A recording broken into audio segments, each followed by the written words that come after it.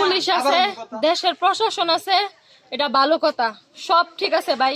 আমার স্বামীর দইরা নিয়ে যেতেছে এটাও ভালো। আমি জিজ্ঞেস করছি যে আমার স্বামীর নামে কোনো মামলা আছে কিনা, কেন ধইরা নিয়ে যেতেছে আমি জিজ্ঞেস করছি।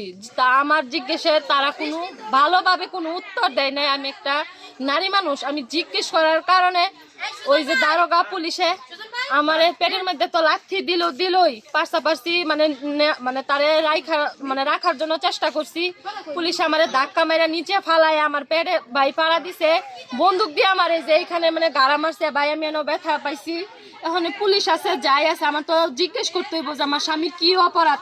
আমি যে জিজ্ঞেস করলাম আমার স্বামীর কি অপরাধ, তারা আমার কাছে কোনো অপরাধ বলে না। অপরাধ না বইলা আমারে উল্টাবা তারা মারধর করলো। আমি একটা নারী মানুষ, আমারে কেন মারধর করলো? এখন আমি আমার স্বামীরে বাঁচামো ছুটামো না আমি নিজে চিকিৎসা নিবো? এখন তো আমার নিজের চিকিৎসা নিতে হইব। আমি অনেক কি করবো? আমার স্বামীরে বাঁচামো না আমি নিজে চিকিৎসা নিবো? আমি অনেক কোনটা করবো?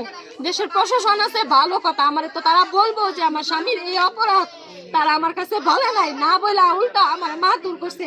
এটা আমার কেন মারধর করলো? আমি সবার কাছে এটা বিচার চাই, পুলিশ প্রশাসন সবার কাছে আমি এটা বিচার চাই।